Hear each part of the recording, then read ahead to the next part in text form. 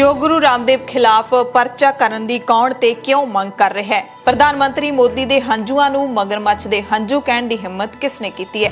पंजाब च स्कूल तां पहलां ही बंद सन, हुण गर्मियां दी छुट्टियां भी कर दित्तियां ने। 12वीं दे पेपरां बारे कल नूं फैसला होवेगा।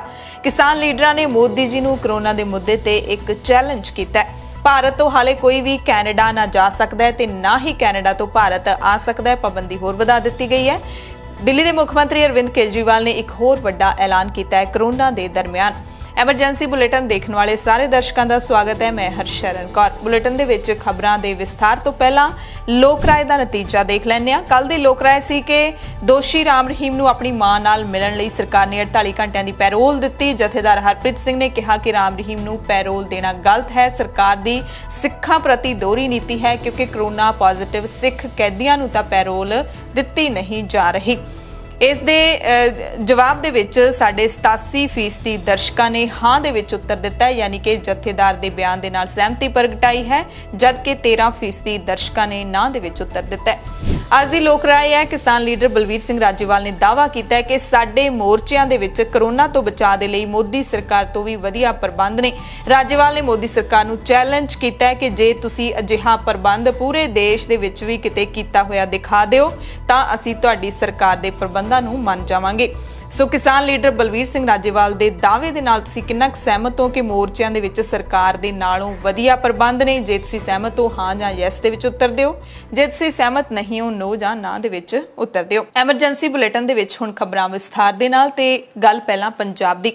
पंजाब सरकार ने स्कूलों के विच गर्मियों दी छुट्टियां का ऐलान कर दिता है। सूबे के सारे सरकारी, अर्ध सरकारी ते प्राइवेट स्कूलों के विच 23 जून तक गर्मियों दी छुट्टियां कर दित्तियां गईयां ने। 24 मई तो 23 जून तक। हालांकि 31 मई तक कोरोना के कारण पहला ही सूबे के सारे विद्यक अदारे बंद रखने का ऐलान किया गया है। पंजाब स्कूल सिक्ख्या मंत्री विजेंद्र सिंगला ने दस्सिया कि महामारी कारण भावें विद्यक संस्थावां पहला ही बंद कर दित्तियां गईयां सी, पर स्टाफ हाले आउंदा सी।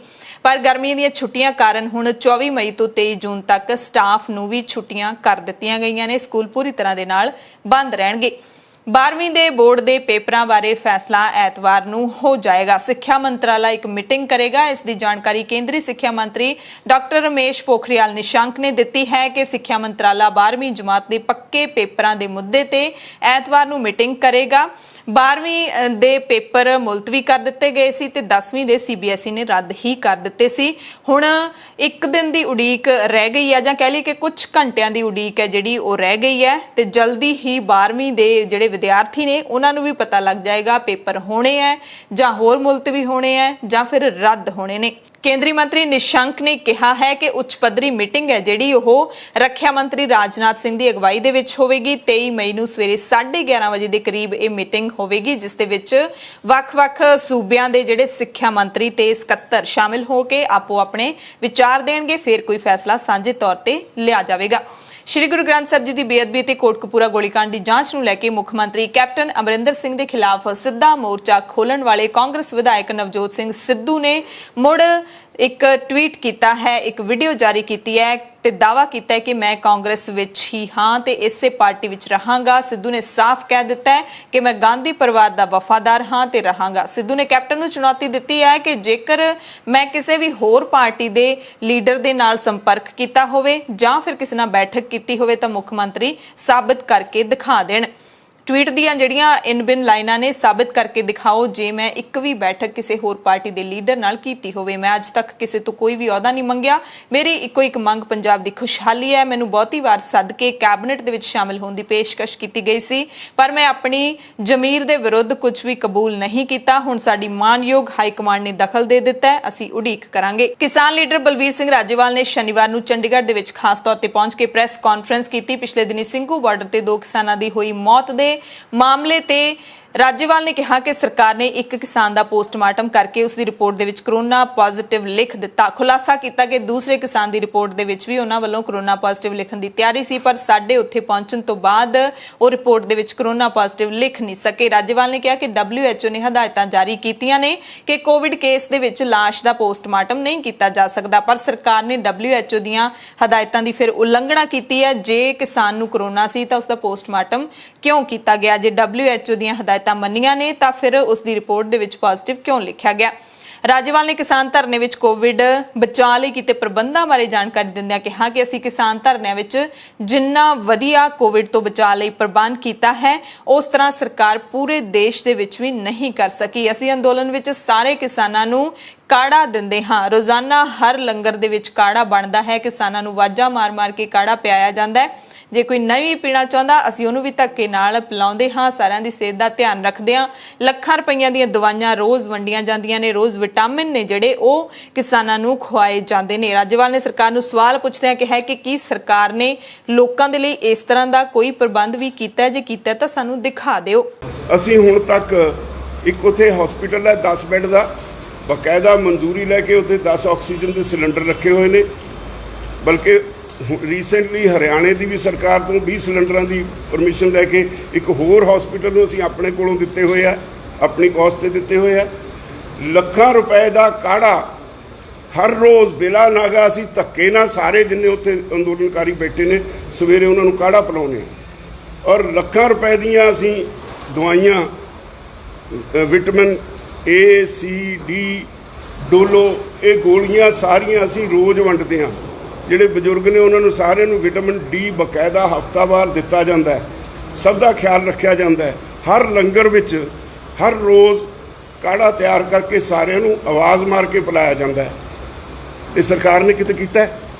ਸਰਕਾਰ ਦੱਸੇ ਪੰਜਾਬ ਦੇ ਕਿਸੇ ਸ਼ਹਿਰ 'ਚ ਜਾਂ ਕਿਸੇ ਪਿੰਡ ਵਿੱਚ ਕਿਤੇ ਵੀ ਇਹਨਾਂ ਨੇ ਕਿਸੇ ਨੂੰ ਕੋਈ ਫ੍ਰੀ ਦਵਾਈ ਦਿੱਤੀ ਹੈ? ਲੋਕਾਂ ਦੇ ਬਚਾਅ ਦੇ ਸਾਧਨ ਸਰਕਾਰ ਨੇ ਆਪਣੇ ਕੋਲੋਂ ਕਿਤੇ ਪ੍ਰੋਵਾਈਡ ਕੀਤੇ ਆ? ਝੂਠ ਬੋਲਣ ਨੂੰ ਵੀ ਨਹੀਂ। ਰਾਜੇਵਾਲ ਨੇ ਇਸ ਮੌਕੇ ਪ੍ਰਧਾਨ ਮੰਤਰੀ ਨਰਿੰਦਰ ਮੋਦੀ ਨੂੰ ਜਾਂ ਕਹਿ ਲਈਏ ਕਿ ਕੇਂਦਰ ਸਰਕਾਰ ਨੂੰ ਜਿਹੜੀ ਮੁੜ ਤੋਂ ਗੱਲਬਾਤ ਸ਼ੁਰੂ ਕਰਨ ਦੀ ਅਪੀਲ ਕਿਸਾਨ ਲੀਡਰਾਂ ਨੇ ਕੀਤੀ ਹੈ ਉਸ ਨੂੰ ਮੁੜ ਦੁਹਰਾਇਆ। ਚੰਡੀਗੜ੍ਹ ਦੇ ਵਿੱਚ ਪ੍ਰੈਸ ਕਾਨਫਰੰਸ ਦੇ ਦੌਰਾਨ ਸਿੰਘੂ ਬਾਰਡਰ ਤੇ ਕਿਸਾਨ ਲੀਡਰਾਂ ਨੇ ਐਲਾਨ ਕੀਤਾ ਹੈ ਕਿ ਪੁਲਿਸ ਨੇ ਜੋ ਕਿਸਾਨਾਂ ਤੇ ਹਮਲੇ ਕੀਤੇ ਹਰਿਆਣਾ ਦੇ ਵਿੱਚ ਅਤੇ ਮੁੱਖ ਮੰਤਰੀ ਮਨੋਹਰ ਲਾਲ ਖੱਟਰ ਦੇ ਖਿਲਾਫ ਉਹ 24 ਮਈ ਨੂੰ ਹਿਸਾਰ ਦੇ ਵਿੱਚ ਪ੍ਰਦਰਸ਼ਨ ਕਰਨਗੇ, ਯਾਨੀ ਕਿ ਸੋਮਵਾਰ ਨੂੰ ਪ੍ਰਦਰਸ਼ਨ ਕਰਨਗੇ। ਕਿਸਾਨ ਕਹਿੰਦੇ ਨੇ ਕਿ ਹਰਿਆਣਾ ਦੇ ਹਿਸਾਰ ਦੇ ਵਿੱਚ ਮੁੱਖ ਮੰਤਰੀ ਮਨੋਹਰ ਲਾਲ ਖੱਟਰ ਦਾ ਵਿਰੋਧ ਕਰਨ ਵਾਲੇ ਕਿਸਾਨਾਂ ਤੇ ਪੁਲਿਸ ਨੇ ਬੇਰਹਿਮੀ ਦੇ ਨਾਲ ਲਾਠੀਚਾਰਜ ਕੀਤਾ ਸੀ। ਬਹੁਤ ਸਾਰੇ ਕਿਸਾਨ ਜ਼ਖਮੀ ਵੀ ਹੋਏ, ਬਹੁਤ ਸਾਰਿਆਂ ਨੂੰ ਗ੍ਰਿਫਤਾਰ ਕੀਤਾ ਗਿਆ। ਉਸੇ ਦਿਨ ਕਿਸਾਨਾਂ ਦੇ ਭਾਰੀ ਵਿਰੋਧ ਤੋਂ ਬਾਅਦ ਪੁਲਿਸ ਨੇ ਕਿਸਾਨਾਂ ਖਿਲਾਫ ਕੋਈ ਵੀ ਕੇਸ ਦਰਜ ਨਾ ਕਰਨ ਦਾ ਫੈਸਲਾ ਲਿਆ ਸੀ, ਪਰ ਬਾਅਦ 'ਚ ਪੁਲਿਸ ਨੇ 350 ਤੋਂ ਵੱਧ ਕਿਸਾਨਾਂ ਦੇ ਖਿਲਾਫ ਪੁਲਿਸ ਕੇਸ ਦਰਜ ਕੀਤੇ ਸੀ। ਮੁੱਖ ਮੰਤਰੀ ਨੇ ਕਰੋਨਾ ਨਿਯਮਾਂ ਦੀ ਖਿਲਾਫਤ ਕਰਦਿਆਂ ਇਸ ਪ੍ਰੋਗਰਾਮ ਦੇ ਵਿੱਚ ਹਿੱਸਾ ਲਿਆ ਸੀ ਤੇ ਹੁਣ ਹਰਿਆਣਾ ਦੀਆਂ ਕਿਸਾਨ ਜਥੇਬੰਦੀਆਂ ਨੇ ਫੈਸਲਾ ਲਿਆ ਕਿ ਹਿਸਾਰ ਕਮਿਸ਼ਨਰੇਟ ਦਾ 24 ਮਈ 2021 ਨੂੰ ਘਿਰਾਓ ਕਰਨਗੇ। ਸਵੇਰੇ 10 ਵਜੇ ਕਿਸਾਨ ਕ੍ਰਾਂਤੀਮਾਨ ਪਾਰਕ ਦੇ ਵਿੱਚ ਬੈਠਣਗੇ, ਇੱਥੇ ਇਕੱਠੇ ਹੋਣਗੇ ਤੇ ਸੰਯੁਕਤ ਕਿਸਾਨ ਮੋਰਚੇ ਨੇ ਆਸ-ਪਾਸ ਦੇ ਕਿਸਾਨਾਂ ਨੂੰ ਵੀ ਵੱਧ ਤੋਂ ਵੱਧ ਗਿਣਤੀ ਵਿੱਚ ਪਹੁੰਚਣ ਦੀ ਅਪੀਲ ਕੀਤੀ ਹੈ। ਕਿਸਾਨਾਂ ਦੀ ਮੰਗ ਹੈ ਕਿ ਕਿਸਾਨਾਂ ਤੇ ਜੋ ਲਾਠੀਚਾਰਜ ਹੋਇਆ ਹੈ ਅਣਮਨੁੱਖੀ ਤਰੀਕੇ ਦੇ ਨਾਲ ਅਥਰੂ ਗੈਸ ਪੱਥਰਬਾਜ਼ੀ ਕਰਨ ਵਾਲੇ ਪੁਲਿਸ ਅਧਿਕਾਰੀ ਤੇ ਮੁਲਾਜ਼ਮ ਉਹਨਾਂ ਦੇ ਖਿਲਾਫ ਸਖਤ ਕਾਰਵਾਈ ਕੀਤੀ ਜਾਵੇ ਤੇ ਕੋਵਿਡ ਗਾਈਡਲਾਈਨਸ ਨੂੰ ਦਰਕਿਨਾਰ ਕਰਦਿਆਂ ਹੋਇਆਂ ਇਸ ਪ੍ਰੋਗਰਾਮ ਨੂੰ ਕਰਵਾਉਣ ਵਾਲੇ ਮੁੱਖ ਮੰਤਰੀ ਖੱਟਰ ਦੇ ਖਿਲਾਫ ਕੇਸ ਦਰਜ ਕੀਤਾ ਜਾਵੇ। ਇਸ ਦੇ ਨਾਲ ਕਿਸਾਨਾਂ ਨੇ ਵੀ ਐਲਾਨ ਕੀਤਾ ਕਿ 26 ਮਈ ਨੂੰ ਕਿਸਾਨ ਅੰਦੋਲਨ ਦੇ ਵਿੱਚ ਬੁੱਧ ਪੂਰਨਿਮਾ ਵੀ ਮਨਾਈ ਜਾਵੇਗੀ ਤੇ ਕਿਸਾਨ ਅੰਦੋਲਨ ਦੇ 6 ਮਹੀਨੇ ਪੂਰੇ ਹੋਣ ਅਤੇ ਮੋਦੀ ਸਰਕਾਰ ਨੂੰ 7 ਸਾਲ ਪੂਰੇ ਹੋਣ ਤੇ ਸੰਯੁਕਤ ਕਿਸਾਨ ਮੋਰਚੇ ਦੇ ਵੱਲੋਂ 26 ਮਈ ਨੂੰ ਵਿਰੋਧ ਦਿਵਸ ਮਨਾਉਣ ਦਾ ਫੈਸਲਾ ਕੀਤਾ ਗਿਆ ਹੈ। ਦੇਸ਼ ਵਾਸੀਆਂ ਨੂੰ ਅਪੀਲ ਕੀਤੀ ਕਿ ਉਹ ਆਪਣੇ ਘਰਾਂ, ਦੁਕਾਨਾਂ, ਵਾਹਨਾਂ ਸਮੇਤ ਸੋਸ਼ਲ ਮੀਡੀਆ ਤੇ ਕਾਲੇ ਝੰਡੇ ਲਾ ਕੇ ਕਿਸਾਨ ਵਿਰੋਧੀ, ਲੋਕ ਵਿਰੋਧੀ ਮੋਦੀ ਸਰਕਾਰ ਦਾ ਵਿਰੋਧ ਕਰਨ ਤੇ ਮੋਦੀ ਸਰਕਾਰ ਦੇ ਪੁਤਲੇ ਵੀ ਸਾੜਨ। 23 ਮਈ ਦਿਨ ਐਤਵਾਰ ਨੂੰ ਸ਼ਹੀਦ ਭਗਤ ਸਿੰਘ ਦੇ ਭਤੀਜੇ ਅਭੈ ਸਿੰਘ ਸੰਧੂ ਨੂੰ ਵੀ ਸ਼ਰਧਾਂਜਲੀਆਂ ਭੇਂਟ ਕੀਤੀਆਂ ਜਾਣਗੀਆਂ ਕਿਸਾਨਾਂ ਦੇ ਵੱਲੋਂ, ਜਿਨ੍ਹਾਂ ਦੀ ਪਿਛਲੇ ਦਿਨੀ ਕਰੋਨਾ ਦੇ ਨਾਲ ਮੌਤ ਹੋ ਗਈ ਹੈ। ਤਾਂ ਕਿਸਾਨਾਂ ਨੇ ਤਾਂ 26 ਮਈ ਨੂੰ ਜਦੋਂ ਮੋਦੀ ਸਰਕਾਰ ਦੇ 7 ਸਾਲ ਵੀ ਪੂਰੇ ਹੋਣੇ ਨੇ ਉਸ ਨੂੰ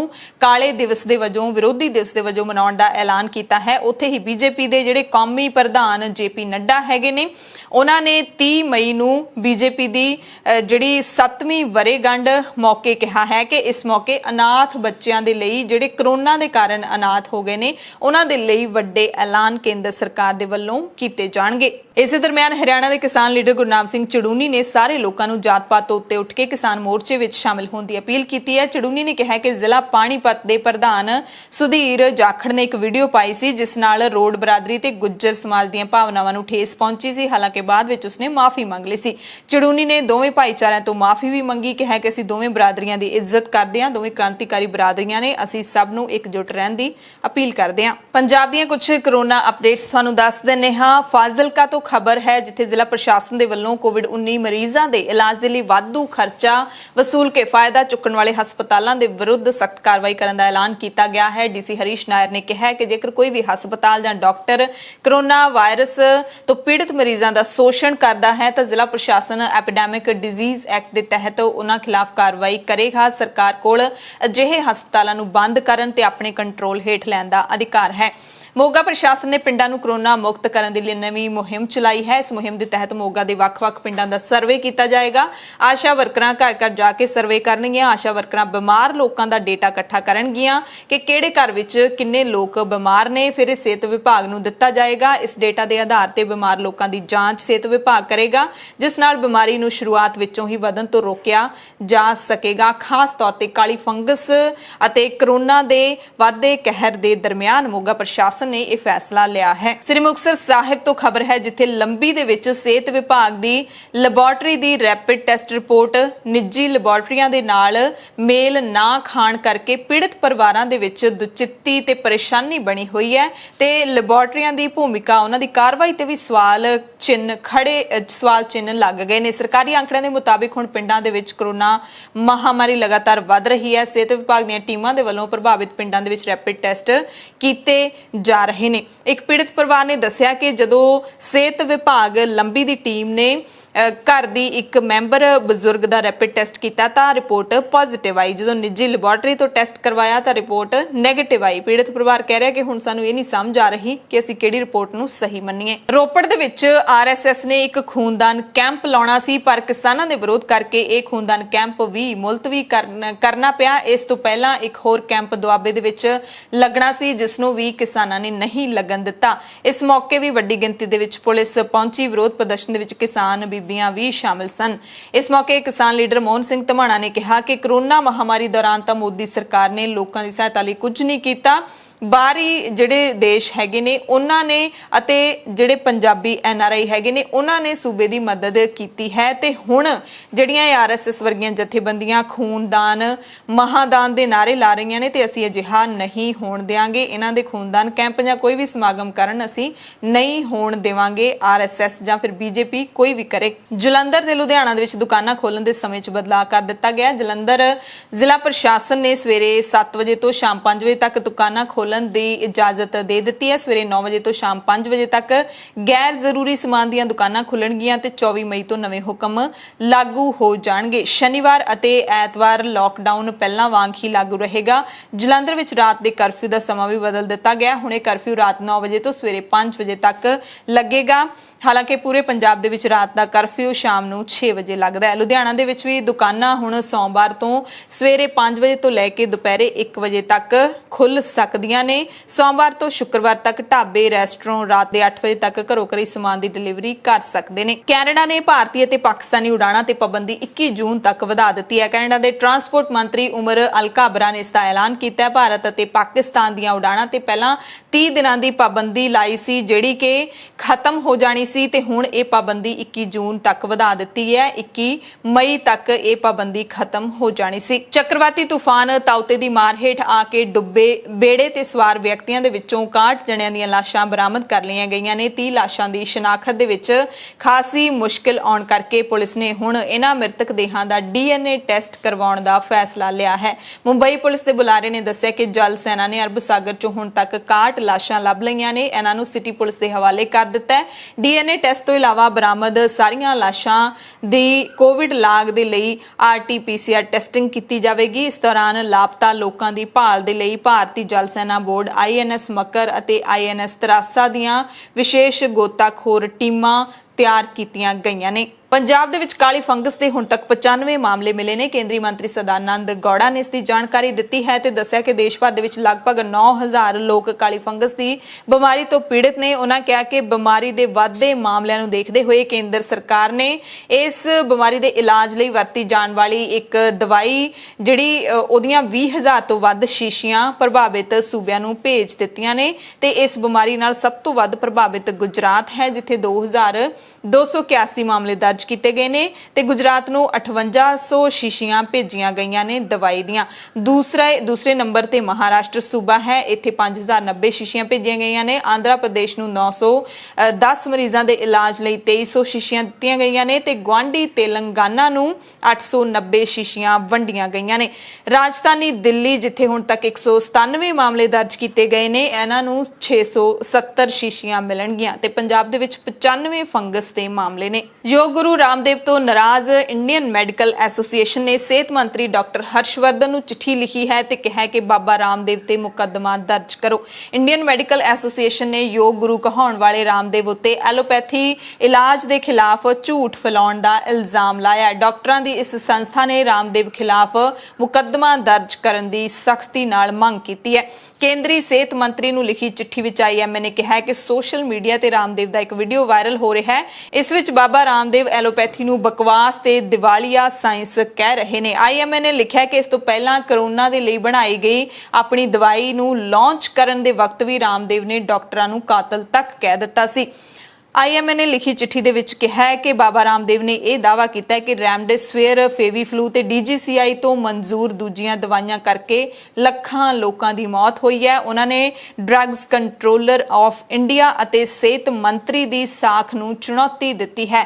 ਵਹਿਮ ਫੈਲਾਉਣ ਅਤੇ ਲੱਖਾਂ ਲੋਕਾਂ ਦੀ ਜਾਨ ਖਤਰੇ ਵਿੱਚ ਪਾਉਣ ਕਰਕੇ ਬਾਬਾ ਰਾਮਦੇਵ ਖਿਲਾਫ ਮੁਕੱਦਮਾ ਚਲਾਇਆ ਜਾਣਾ ਚਾਹੀਦਾ ਹੈ। ਸੋ ਇੰਡੀਅਨ ਮੈਡੀਕਲ ਐਸੋਸੀਏਸ਼ਨ ਨੇ ਸਿਹਤ ਮੰਤਰੀ ਡਾਕਟਰ ਹਰਸ਼ਵਰਧਨ ਨੂੰ ਚਿੱਠੀ ਲਿਖ ਕੇ ਇਹ ਮੰਗ ਕੀਤੀ ਹੈ ਕਿ ਬਾਬਾ ਰਾਮਦੇਵ ਦੇ ਖਿਲਾਫ ਪਰਚਾ ਦਰਜ ਕਰੋ ਤੇ ਡਾਕਟਰ ਹਰਸ਼ਵਰਧਨ ਉਹੀ ਸ਼ਖਸੀਅਤ ਨੇ ਜਦੋਂ ਰਾਮਦੇਵ ਨੇ ਆਪਣੀ ਕਰੋਨਾ ਦੀ ਦਵਾਈ ਲਾਂਚ ਕੀਤੀ ਹੈ ਇਸੇ ਸਾਲ 2021 ਦੇ ਵਿੱਚ, ਤਾਂ ਜਿਹੜੇ ਨਿਤਿਨ ਗਡਕਰੀ BJP ਦੇ ਲੀਡਰ ਅਤੇ ਜਿਹੜੇ ਹੈਗੇ ਨੇ ਡਾਕਟਰ ਹਰਸ਼ਵਰਧਨ ਇਹ ਖੁਦ ਉਸ ਲਾਂਚਿੰਗ ਪ੍ਰੋਗਰਾਮ ਦੇ ਵਿੱਚ ਸ਼ਾਮਿਲ ਹੋਏ ਸੀ। ਹੁਣ IMA ਦੀ ਮੰਗ ਨੂੰ ਸਿਹਤ ਮੰਤਰੀ ਮੰਨਣਗੇ ਜਾਂ ਨਹੀਂ ਮੰਨਣਗੇ, ਇਸ ਬਾਰੇ ਤੁਸੀਂ ਕੀ ਸੋਚਦੇ ਹੋ ਇਹ ਜ਼ਰੂਰ ਦੱਸਿਓ। ਕੌਮਾਂਤਰੀ ਮੁਦਰਾ ਫੰਡ ਯਾਨੀ ਕਿ IMF ਨੇ ਭਾਰਤ ਦੇ ਵਿੱਚ COVID-19 ਦੀ ਵਿਨਾਸ਼ਕਾਰੀ ਦੂਸਰੀ ਲਹਿਰ ਨੂੰ ਆਉਣ ਵਾਲੇ ਸਮੇਂ ਦੇ ਵਿੱਚ ਹੋਰ ਬੁਰੇ ਸੰਕਟ ਦਾ ਇਸ਼ਾਰਾ ਦੱਸਿਆ। IMF ਨੇ ਕਿਹਾ ਕਿ ਭਾਰਤ ਦੇ ਹਾਲਾਤ ਉਹਨਾਂ ਗਰੀਬ ਤੇ ਮੱਧ ਆਮਦਨੀ ਵਾਲੇ ਦੇਸ਼ਾਂ ਦੇ ਲਈ ਚੇਤਾਵਨੀ ਹੈ ਜੋ ਹਾਲੇ ਤੱਕ ਮਹਾਮਾਰੀ ਤੋਂ ਬਚੇ ਹੋਏ ਨੇ।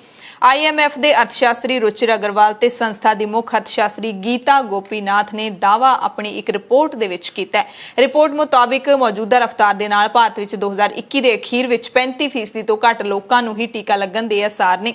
ਰਿਪੋਰਟ ਵਿੱਚ ਕਿਹਾ ਗਿਆ ਕਿ ਬ੍ਰਾਜ਼ੀਲ ਤੋਂ ਬਾਅਦ COVID-19 ਦੀ ਭਾਰਤ ਵਿੱਚ ਜਾਰੀ ਦੂਸਰੀ ਲਹਿਰ ਇਸ ਗੱਲ ਦਾ ਸੰਕੇਤ ਹੈ ਕਿ ਵਿਕਾਸਸ਼ੀਲ ਮੁਲਕਾਂ ਦੇ ਵਿੱਚ ਅੱਗੇ ਹੋਰ ਬੁਰੇ ਹਾਲਾਤ ਵੇਖਣ ਨੂੰ ਮਿਲ ਸਕਦੇ ਨੇ। ਰਿਪੋਰਟ ਮੁਤਾਬਿਕ ਭਾਰਤ ਦਾ ਸਿਹਤ ਢਾਂਚਾ ਪਹਿਲੀ ਲਹਿਰ ਨਾਲ ਨਜਿੱਠਣ ਦੇ ਵਿੱਚ ਤਾਂ ਕਾਫੀ ਹੱਦ ਤੱਕ ਸਫਲ ਰਿਹਾ ਹੈ, ਪਰ ਦੂਸਰੀ ਲਹਿਰ ਦੌਰਾਨ ਸਿਹਤ ਢਾਂਚੇ ਤੇ ਇੰਨਾ ਬੋਝ ਪਿਆ ਕਿ ਲੋਕ ਆਕਸੀਜਨ ਤੇ ਹੋਰ ਸਹੂਲਤਾਂ ਦੀ ਕਿੱਲਤ ਨਾਲ ਮਰ ਰਹੇ ਨੇ। ਹੁਣ ਤੁਹਾਨੂੰ ਇੱਕ ਤਸਵੀਰ ਦਿਖਾਉਂਦੇ ਆ। ਇਹ ਤਸਵੀਰ ਹੈ ਕੌਮਾਂਤਰੀ ਅਖਬਾਰ ਦਾ ਨਿਊਯਾਰਕ ਟਾਈਮਜ਼ ਦਾ ਮੁੱਖ ਪੰਨਾ। 21 ਮਈ ਦਾ ਅਖਬਾਰ ਹੈ। 21 ਮਈ ਦੇ ਮੁੱਖ ਪੰਨੇ ਤੇ ਲਿਖਿਆ ਇੰਡੀਆਜ਼ PM ਕ੍ਰਾਈਡ ਤੇ ਥੱਲੇ ਮਗਰਮੱਛ ਦੀ ਫੋਟੋ ਲੱਗੀ ਹੈ। ਇਸ ਫੋਟੋ ਨੂੰ ਦੇਖ ਕੇ ਤੇ ਲਿਖੇ ਹੋਏ ਨੂੰ ਦੇਖ ਕੇ ਇੱਕੋ ਹੀ ਅਰਥ ਨਿਕਲਦਾ ਹੈ ਕਿ ਭਾਰਤ ਦੇ ਪ੍ਰਧਾਨ ਮੰਤਰੀ ਦੇ ਮਗਰਮੱਛ ਦੇ ਹੰਝੂ। ਦਰਅਸਲ ਇੱਕ ਦਿਨ ਪਹਿਲਾਂ ਪ੍ਰਧਾਨ ਮੰਤਰੀ ਨਰਿੰਦਰ ਮੋਦੀ ਕੋਵਿਡ ਦੇ ਯੋਧਿਆਂ ਦੇ ਨਾਲ ਗੱਲਬਾਤ ਕਰ ਰਹੇ ਸੀ। ਇਸ ਦਰਮਿਆਨ ਕਰੋਨਾ ਮਹਾਮਾਰੀ ਨਾਲ ਮਰਨ ਵਾਲੇ ਲੋਕਾਂ ਦੀ ਜਦੋਂ ਗੱਲ ਕੀਤੀ ਤਾਂ ਪ੍ਰਧਾਨ ਮੰਤਰੀ ਮੋਦੀ ਦੀਆਂ ਅੱਖਾਂ ਦੇ ਵਿੱਚ ਹੰਝੂ ਆਉਂਦੇ ਰਹਿ ਗਏ। ਮਸੀਂ ਉਹਨਾਂ ਨੇ ਹੰਝੂਆਂ ਨੂੰ ਰੋਕਿਆ ਤੇ ਉਹਨਾਂ ਹੰਝੂਆਂ ਦੇ ਉੱਤੇ ਇੱਕ ਕੌਮਾਂਤਰੀ ਅਖਬਾਰ ਨੇ ਇਹ ਟਿੱਪਣੀ ਕੀਤੀ ਹੈ। ਇੰਡੀਅਨ ਮੈਡੀਕਲ ਐਸੋਸੀਏਸ਼ਨ ਨੇ ਕਿਹਾ ਕਿ ਕਰੋਨਾ ਮਹਾਮਾਰੀ ਦੀ ਦੂਸਰੀ ਲਹਿਰ ਕਾਰਨ ਦੇਸ਼ ਭਰ ਵਿੱਚ 420 ਡਾਕਟਰਾਂ ਦੀ ਮੌਤ ਹੋ ਗਈ ਹੈ। ਮੈਡੀਕਲ ਐਸੋਸੀਏਸ਼ਨ ਦੇ ਵੱਲੋਂ ਜਾਰੀ ਅੰਕੜਿਆਂ ਦੇ ਮੁਤਾਬਿਕ ਦੂਸਰੀ ਲਹਿਰ ਦੇ ਵਿੱਚ ਸਭ ਤੋਂ ਵੱਧ 100 ਡਾਕਟਰਾਂ ਦੀਆਂ ਮੌਤਾਂ ਦੇਸ਼ ਦੀ ਰਾਜਧਾਨੀ ਦਿੱਲੀ ਦੇ ਵਿੱਚ ਹੋਈਆਂ ਨੇ। ਹਾਲਾਂਕਿ 3-4 ਦਿਨ ਪਹਿਲਾਂ ਹੀ ਜਦੋਂ ਇਹ ਅੰਕੜਾ ਜਾਰੀ ਕੀਤਾ ਸੀ IMA ਨੇ ਤੇ ਉਦੋਂ ਮੌਤਾਂ ਦੀ ਗਿਣਤੀ 270 ਦੇ ਕਰੀਬ ਸੀ ਤੇ ਇੰਨੇ ਥੋੜੇ ਸਮੇਂ ਦੇ ਵਿੱਚ ਇਹ ਗਿਣਤੀ 420 ਤੱਕ ਪਹੁੰਚ ਗਈ ਹੈ। ਦੂਜੀ ਲਹਿਰ ਦੇ ਵਿੱਚ ਬਿਹਾਰ ਵਿੱਚ ਘੱਟੋ ਘੱਟ 96 ਤੇ ਉੱਤਰ ਪ੍ਰਦੇਸ਼ ਦੇ ਵਿੱਚ 41 ਡਾਕਟਰਾਂ ਦੀ ਮੌਤ ਹੋਈ ਹੈ। ਪਹਿਲੀ ਲਹਿਰ ਦੇ ਵਿੱਚ 748 ਡਾਕਟਰਾਂ ਦੀ ਮੌਤ ਹੋਈ ਸੀ। ਦਿੱਲੀ ਦੇ ਮੁੱਖ ਮੰਤਰੀ ਅਰਵਿੰਦ ਕੇਜਰੀਵਾਲ ਨੇ ਦਿੱਲੀ ਵਾਸੀਆਂ ਦੇ ਲਈ ਇੱਕ ਵੱਡਾ ਐਲਾਨ ਕੀਤਾ ਹੈ। ਕਰੋਨਾ ਕਰਕੇ ਮਰਨ ਵਾਲਿਆਂ ਦੇ ਪਰਿਵਾਰਾਂ ਨੂੰ 50,000 ਰੁਪਏ ਐਕਸਗ੍ਰੇਸ਼ੀਆ ਗ੍ਰਾਂਟ ਦੇਣ ਦਾ ਐਲਾਨ ਕੀਤਾ ਹੈ। ਕੇਜਰੀਵਾਲ ਨੇ ਕਿਹਾ ਕਿ ਜਿਨ੍ਹਾਂ ਪਰਿਵਾਰਾਂ ਦੇ ਵਿੱਚੋਂ ਕਿਸੇ ਕਮਾਉਣ ਵਾਲੇ ਜੀ ਦੀ ਮੌਤ ਹੋ ਜਾਂਦੀ ਹੈ ਤਾਂ ਉਸ ਪਰਿਵਾਰ ਨੂੰ ਐਕਸਗ੍ਰੇਸ਼ੀਆ ਤੋਂ ਇਲਾਵਾ ਹਰ ਮਹੀਨੇ 2,500 ਰੁਪਏ ਦੀ ਸਹਾਇਤਾ ਰਾਸ਼ੀ ਵੀ ਦਿੱਤੀ ਜਾਏਗੀ। ਜੇਕਰ ਕਿਸੇ ਦੇ ਪਤੀ ਦੀ ਕਰੋਨਾ ਨਾਲ ਮੌਤ ਹੋ ਜਾਂਦੀ ਹੈ ਤਾਂ ਉਸਦੀ ਪਤਨੀ ਨੂੰ ਪੈਨਸ਼ਨ ਦਿੱਤੀ ਜਾਵੇਗੀ। ਜੇਕਰ ਪਤਨੀ ਦੀ ਮੌਤ ਹੋ ਜਾਂਦੀ ਹੈ ਤਾਂ ਪਤੀ ਨੂੰ ਪੈਨਸ਼ਨ ਦਿੱਤੀ ਜਾਵੇਗੀ। ਜੇਕਰ ਪਰਿਵਾਰ ਦੇ ਵਿੱਚੋਂ ਕਿਸੇ ਕੁਆਰੇ ਵਿਅਕਤੀ ਦੀ ਮੌਤ ਹੋ ਜਾਂਦੀ ਹੈ ਤਾਂ ਉਸਦੇ ਮਾਪਿਆਂ ਨੂੰ ਇਹ ਪੈਨਸ਼ਨ ਦਿੱਤੀ ਜਾਵੇਗੀ। ਕੇਜਰੀਵਾਲ ਨੇ ਕਰੋਨਾ ਮਹਾਮਾਰੀ ਦੌਰਾਨ ਆਪਣੀ ਜਾਨ ਗਵਾਉਣ ਵਾਲੇ ਦਿੱਲੀ ਦੇ ਇੱਕ ਸਰਕਾਰੀ ਸਕੂਲ ਦੇ ਅਧਿਆਪਕ ਨਿਤਿਨ ਤਨਵਰ ਦੇ ਪਰਿਵਾਰ ਨੂੰ 1 ਕਰੋੜ ਰੁਪਏ ਦੀ ਸਹਾਇਤਾ ਰਾਸ਼ੀ ਦੇਣ ਦਾ ਵੀ ਐਲਾਨ ਕੀਤਾ ਹੈ। ਨਾਲ ਹੀ ਕੇਜਰੀਵਾਲ ਨੇ ਪਰਿਵਾਰ ਨੂੰ ਹੋਰ ਸੰਭਵ ਸਹਾਇਤਾ ਦੇਣ ਦਾ ਵੀ ਭਰੋਸਾ ਦਿੱਤਾ ਹੈ। ਕੇਜਰੀਵਾਲ ਨੇ ਨਿਤਿਨ ਤਨਵਰ ਦੀ ਸੇਵਾ ਦੀ ਸ਼ਲਾਘਾ ਕੀਤੀ ਹੈ। ਕਿਹਾ ਕਿ ਨਿਤਿਨ ਤਨਵਰ ਦਿੱਲੀ ਦੇ ਸਰਕਾਰੀ ਸਕੂਲ ਵਿੱਚ ਬਹੁਤ ਮਿਹਨਤ ਕਰਨ ਵਾਲੇ ਤੇ ਸਮਰਪਿਤ ਅਧਿਆਪਕ ਸਨ। ਕਰੋਨਾ ਕਾਲ ਦੇ ਦੌਰਾਨ ਵੀ ਉਹਨਾਂ ਨੇ ਬਹੁਤ ਸਾਰੀਆਂ ਡਿਊਟੀਆਂ ਕੀਤੀਆਂ। ਕੇਂਦਰ ਸਰਕਾਰ ਨੇ ਹੁਣ ਸਾਰੇ ਸੋਸ਼ਲ ਮੀਡੀਆ ਪਲੇਟਫਾਰਮਸ ਨੂੰ ਇੱਕ ਹੋਰ ਹਦਾਇਤ ਦੇ ਦਿੱਤੀ ਹੈ ਕਿ ਉਹ ਆਪਣੀ ਸਾਰੀ ਅਜਿਹੀ ਸਮੱਗਰੀ ਆਪਣੇ ਸੋਸ਼ਲ ਮੀਡੀਆ ਪਲੇਟਫਾਰਮਾਂ ਤੋਂ ਹਟਾ ਦੇਣ ਜਿਸ ਦੇ ਵਿੱਚ ਕਰੋਨਾ ਵਾਇਰਸ ਦਾ ਭਾਰਤੀ ਰੂਪ ਜਾਂ ਭਾਰਤੀ ਕਿਸਮ ਵਜੋਂ ਕਿਹਾ ਗਿਆ ਜਾਂ ਹਵਾਲਾ ਦਿੱਤਾ ਗਿਆ, ਯਾਨੀ ਕਿ ਕਰੋਨਾ ਵਾਇਰਸ ਦੇ ਇਸ ਵੇਰੀਐਂਟ ਨੂੰ ਜੇ ਕਿਸੇ ਵੀ ਚਾਹੇ ਨਿਊਜ਼ ਚੈਨਲ ਨੇ ਜਾਂ ਫਿਰ ਕਿਸੇ ਹੋਰ ਅਦਾਰੇ ਨੇ ਭਾਰਤੀ ਵੇਰੀਐਂਟ ਜਾਂ ਭਾਰਤੀ ਰੂਪ ਕਿਹਾ ਉਸ ਨੂੰ ਤੁਰੰਤ ਹਟਾ ਦਿੱਤਾ ਜਾਵੇ। ਸਰਕਾਰ ਦੀ ਪਹਿਲ ਕਦਮੀ ਦਾ ਮੁੱਖ ਮੰਤਵ ਕਹਿੰਦੇ ਕਰੋਨਾ 19 ਬਾਰੇ ਗਲਤਫਹਿਮੀਆਂ ਨੂੰ ਅੱਗੇ ਵਧਣ ਤੋਂ ਰੋਕਣਾ ਹੈ। डिजिटल प्लेटफार्मां ने सरकार वालों मिली इस एडवाइजरी की पुष्टि की है। सूचना तकनीक मंत्रालय ने शुक्रवार को सारे सोशल मीडिया प्लेटफार्मां नूं लिखियां चिट्ठियां विच साफ कर दिता सी कि आलमी सेहत संस्था यानी कि WHO ने अपनी किसी भी रिपोर्ट दे विच कोरोना वायरस के B1617 किस्म नूं भारती वेरीएंट नहीं कहा। पंजाब के पिंडां दे गुरु घरां दे विच ग्रंथी ਸਿੰਘਾਂ ਦੀ चोण आखिरकार किस आधार ते हुंदी है। इस सवाल उठ रहे ने सिखां दे धार्मिक लीडरां ते इलाकिਆਂ ਦੇ SGPC ਮੈਂਬਰਾਂ ਤੇ ਕਿ ਉਹ ਕਿੰਨਾ ਕੁ ਆਪਣੇ ਇਲਾਕੇ ਨੂੰ ਸੰਭਾਲਦੇ ਨੇ।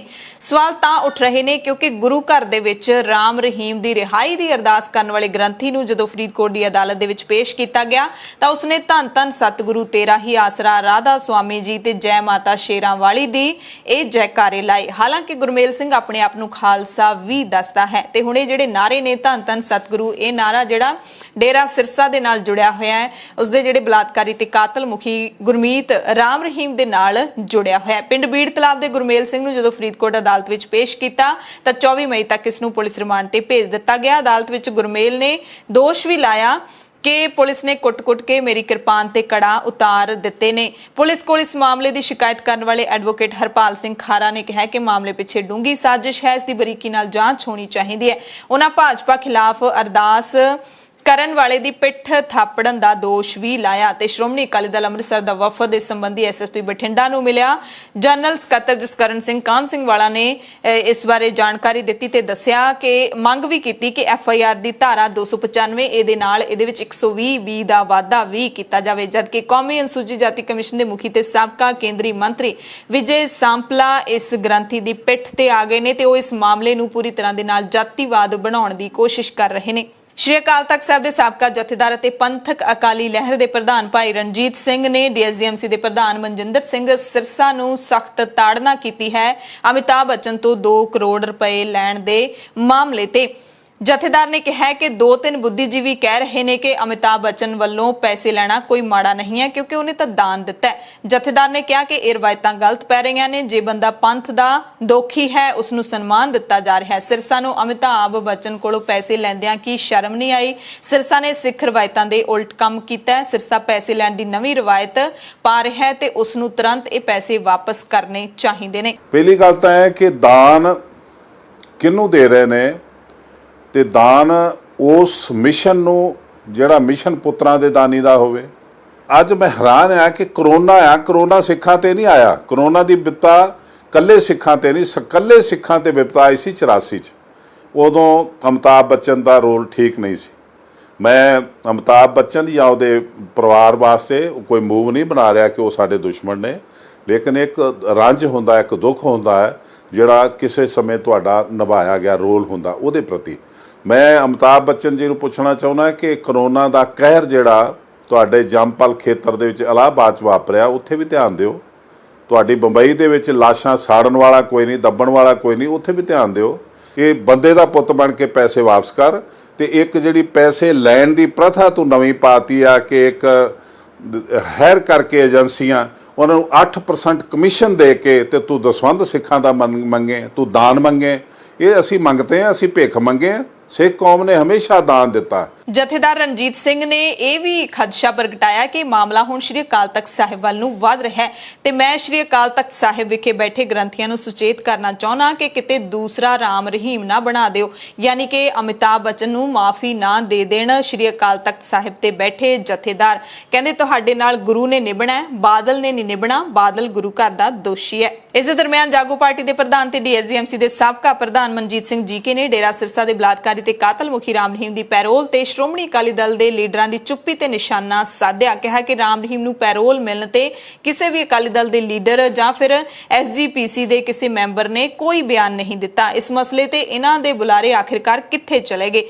ਰਾਮ ਰਹੀਮ ਤੇ ਹਾਲੇ ਨੌਜਵਾਨਾਂ ਨੂੰ ਨਪੁੰਸਕ ਬਣਾਉਣ ਦਾ ਮਸਲਾ ਅਦਾਲਤਾਂ ਦੇ ਵਿੱਚ ਚੱਲ ਰਿਹਾ ਹੈ, ਉਸ ਦਾ ਫੈਸਲਾ ਆਉਣਾ ਹਲੇ ਬਾਕੀ ਹੈ ਤੇ ਫਿਰ ਉਸ ਨੂੰ ਰਿਹਾਈ ਕਿਵੇਂ ਮਿਲ ਗਈ? ਇਸ ਮੌਕੇ ਜੀਕੇ ਨੇ ਵੀ ਖਦਸ਼ਾ ਪ੍ਰਗਟਾਇਆ ਕਿ ਬਠਿੰਡਾ ਦੇ ਪਿੰਡ ਬੀੜ ਤਲਾਬ ਦੇ ਵਿੱਚ ਜਿਹੜੀ ਗ੍ਰੰਥੀ ਦੇ ਵੱਲੋਂ ਰਾਮ ਰਹੀਮ ਦੇ ਹੱਕ ਵਿੱਚ ਕੀਤੀ ਗਈ ਅਰਦਾਸ ਹੈ ਉਹਦੇ ਪਿੱਛੇ ਵੀ ਕਿਤੇ ਅਕਾਲੀ ਦਲ ਦਾ ਹੱਥ ਤਾਂ ਨਹੀਂ, ਇਹ ਵੀ ਖਦਸ਼ਾ ਉਹਨਾਂ ਨੇ ਪ੍ਰਗਟਾਇਆ। ਬੁਲੇਟਿਨ ਦੇ ਵਿੱਚ ਹਮੇਸ਼ਾ ਹੀ ਆਪਾਂ ਨੂੰ ਪਰੇਸ਼ਾਨ ਕਰਨ ਵਾਲੀਆਂ ਖਬਰਾਂ ਨੇ ਜਿਹੜੀਆਂ ਜ਼ਿਆਦਾਤਰ ਉਹੀ ਮਿਲਦੀਆਂ ਨੇ। ਇਸੇ ਦਰਮਿਆਨ ਇੱਕ ਅੱਧੀ ਚੰਗੀ ਖਬਰ ਆ ਜਾਵੇ ਤਾਂ ਪੜ੍ਹ ਕੇ ਸੁਣਾਉਣ ਨੂੰ ਵੀ ਦਿਲ ਕਰਦਾ ਹੈ। ਕੇਰਲਾ ਤੋਂ ਖਬਰ ਆਈ ਹੈ ਜਿੱਥੇ ਪਲੱਕੜ ਦੇ ਵਿੱਚ ਪਤੰਬੀ ਵਿੱਚ ਇੱਕ ਪ੍ਰਾਈਵੇਟ ਹਸਪਤਾਲ ਵਿੱਚ ਦਾਖਲ ਮੁਸਲਿਮ ਮਹਿਲਾ ਦੇ ਐਨ ਮਰਨ ਕੰਢੇ ਪਹੁੰਚਣ ਤੇ ਉੱਥੇ ਤਾਇਨਾਤ ਹਿੰਦੂ ਡਾਕਟਰ ਰੇਖਾ ਕ੍ਰਿਸ਼ਮਾ ਨੇ ਜਦੋਂ ਵੇਖਿਆ ਕਿ ਮਹਿਲਾ ਮਰਨ ਦੇ ਵਿੱਚ ਔਖ ਮਹਿਸੂਸ ਕਰ ਰਹੀ ਹੈ ਤਾਂ ਉਸਨੇ ਖੁਦ ਉਹਦੇ ਕੰਨ ਵਿੱਚ ਜਾ ਕੇ ਕਲਮਾ ਪੜਿਆ, ਯਾਨੀ ਕਿ ਹਿੰਦੂ ਡਾਕਟਰ ਨੇ ਮੁਸਲਿਮ ਔਰਤ ਦੇ ਕੰਨ ਵਿੱਚ ਕਲਮਾ ਪੜਿਆ ਤਾਂ ਕਿ ਉਸਦੀ ਜਾਨ ਸੌਖੀ ਨਿਕਲ ਜਾਵੇ। ਕਲਮੇ ਵਿੱਚ ਲਾ ਇਲਾਹਾ ਇਲੱਲਾ ਮੁਹੰਮਦ ਰਸੂਲ ਅੱਲਾ ਇਹ ਪੜਿਆ ਜਾਂਦਾ ਹੈ ਤੇ ਕਲਮਾ ਸੁਣਨ ਤੋਂ ਬਾਅਦ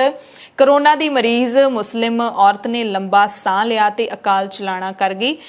ਇੰਡੀਅਨ ਐਕਸਪ੍ਰੈਸ ਦੇ ਵਿੱਚ ਇਹ ਰਿਪੋਰਟ ਛਪੀ ਹੈ। ਡਾਕਟਰ ਰੇਖਾ ਦਾ ਕਹਿਣਾ ਹੈ ਕਿ ਉਹ ਦੁਬਈ ਦੇ ਵਿੱਚ ਪਲੀ ਹੈ, ਮੁਸਲਮਾਨਾਂ ਦੇ ਧਾਰਮਿਕ ਸੰਸਕਾਰਾਂ ਦੀ ਪੂਰੀ ਜਾਣਕਾਰੀ ਹੈ ਤੇ ਖਾੜੀ ਦੇ ਵਿੱਚ ਰਹਿੰਦਿਆਂ ਉਸ ਦੇ ਨਾਲ ਕਦੇ ਮੁਸਲਮਾਨਾਂ ਨੇ ਵਿਤਕਰਾ ਨਹੀਂ ਕੀਤਾ। ਜੋ ਕੀਤਾ ਉਹ ਖਾੜੀ ਦੇ ਲੋਕਾਂ ਤੋਂ ਮਿਲੇ ਪਿਆਰ ਨੂੰ ਮੋੜਨ ਵਾਸਤੇ ਹੀ ਕੀਤਾ ਹੈ। ਇਹ ਵੀ ਸਪਸ਼ਟ ਕੀਤਾ ਕਿ ਮੈਂ ਮਿੱਥ ਕੇ ਅਜਿਹਾ ਨਹੀਂ ਕੀਤਾ, ਜੋ ਮੌਕੇ ਤੇ ਅਚਨਚੇਤ ਮੇਰੇ ਮਨ ਦੇ ਵਿੱਚ ਆਇਆ, ਮੇਰੇ ਮਨ ਨੇ ਮੈਨੂੰ ਆਵਾਜ਼ ਦਿੱਤੀ, ਉਹ ਮੈਂ ਕੀਤਾ ਕਿਉਂਕਿ ਮਰਨ ਵੇਲੇ ਔਰਤ ਔਖ ਮਹਿਸੂਸ ਕਰ ਰਹੀ ਸੀ। ਜਦੋਂ ਮੈਂ ਉਹਦੇ ਕੰਨ ਦੇ ਵਿੱਚ ਕਲਮਾ ਪੜ੍ਹ ਸਕਦੀ ਸੀ, ਮੈਨੂੰ ਪੜ੍ਹਨਾ ਆਉਂਦਾ ਸੀ ਤਾਂ ਮੈਂ ਪੜ੍ਹ ਦਿੱਤਾ। ਬੁਲੇਟਿਨ ਦੇ ਵਿੱਚ ਕੁਝ ਖਾਸ ਤੇ ਵੱਡੀਆਂ ਖਬਰਾਂ ਪੂਰੇ ਭਾਰਤ ਦੀਆਂ। ਸਭ ਤੋਂ ਪਹਿਲੀ ਖਬਰ ਪਰੇਸ਼ਾਨ ਕਰਨ ਵਾਲੀ ਹੈ ਕਿ 에ਅਰ ਇੰਡੀਆ ਦੇ 45 ਲੱਖ ਯਾਤਰੀਆਂ ਦਾ ਡੇਟਾ ਲੀਕ ਹੋ ਗਿਆ।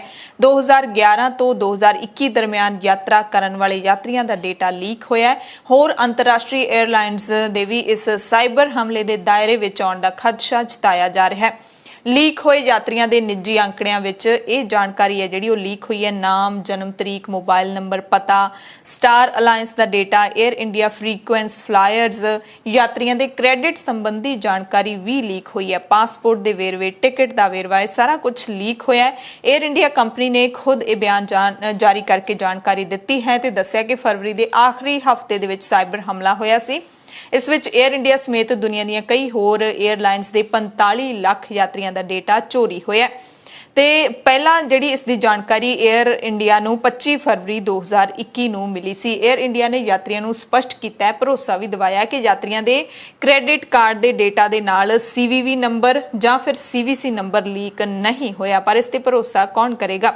ਇਸ ਤੋਂ ਇਲਾਵਾ ਅਕਸਰ ਫਲਾਈ ਕਰਨ ਵਾਲੇ ਯਾਨੀ ਕਿ ਜ਼ਿਆਦਾਤਰ ਹਵਾਈ ਯਾਤਰਾ ਕਰਨ ਵਾਲਿਆਂ ਦਾ ਜਿਹੜਾ ਪਾਸਵਰਡ ਦਾ ਡੇਟਾ ਹੁੰਦਾ ਹੈ ਉਹ ਵੀ ਸੁਰੱਖਿਅਤ ਹੁੰਦਾ ਹੈ। ਇਹ ਵੀ 에ਅਰ ਇੰਡੀਆ ਨੇ ਕਿਹਾ ਹੈ। 에ਅਰ ਇੰਡੀਆ ਨੇ ਜਾਂਚ ਦੇ ਹੁਕਮ ਦੇ ਦਿੱਤੇ ਨੇ ਤੇ SITA PSS 에ਅਰ ਇੰਡੀਆ ਯਾਤਰੀ ਡੇਟਾ ਦਾ ਪ੍ਰਬੰਧਨ ਕਰਦੀ ਹੈ। ਤਾਮਿਲਨਾਡੂ ਸਰਕਾਰ ਨੇ ਲੋਕਡਾਊਨ ਨੂੰ 24 ਮਈ ਤੋਂ ਇੱਕ ਹਫ਼ਤੇ ਲਈ ਹੋਰ ਵਧਾ ਦਿੱਤਾ ਹੈ। ਇਸ ਦੌਰਾਨ ਫਾਰਮੇਸੀ, ਪਸ਼ੂਆਂ ਦੇ ਚਿਕਿਤਸਾ ਫਾਰਮੇਸੀ ਖੁੱਲੀਆਂ ਰਹਿਣਗੀਆਂ ਤੇ ਦੁੱਧ ਦੀ ਸਪਲਾਈ, ਪਾਣੀ ਤੇ ਰੋਜ਼ਾਨਾ ਅਖਬਾਰਾਂ ਦੀ ਸਪਲਾਈ ਵੀ ਜਾਰੀ ਰਹੇਗੀ। ਦਿੱਲੀ ਦੇ ਮੁੱਖ ਮੰਤਰੀ ਅਰਵਿੰਦ ਕੇਜਰੀਵਾਲ ਨੇ ਜਾਣਕਾਰੀ ਦਿੱਤੀ ਹੈ ਕਿ ਸਾਡੇ ਕੋਲ 18 ਤੋਂ 44 ਸਾਲ ਉਮਰ ਵਰਗ ਦੇ ਲਈ ਵੈਕਸੀਨ ਦਾ ਭੰਡਾਰ ਖਤਮ ਹੋ ਗਿਆ, ਯਾਨੀ ਕਿ ਹੁਣ ਇਹਨਾਂ ਨੂੰ ਨੌਜਵਾਨਾਂ ਨੂੰ 18 ਤੋਂ ਲੈ ਕੇ 44 ਸਾਲ ਤੱਕ ਦੇ ਲੋਕਾਂ ਨੂੰ ਟੀਕਾ ਦਿੱਲੀ 'ਚ ਹੁਣ ਨਹੀਂ ਲੱਗ ਸਕੇਗਾ ਕਿਉਂਕਿ ਕੋਵਿਡ-19 ਟੀਕਾਕਰਨ ਦੇ ਕੇਂਦਰਾਂ ਨੂੰ ਦਿੱਲੀ ਦੇ ਵਿੱਚ ਬੰਦ ਕੀਤਾ ਜਾ ਰਿਹਾ ਹੈ ਵੈਕਸੀਨ ਦੀ ਘਾਟ ਕਰਕੇ।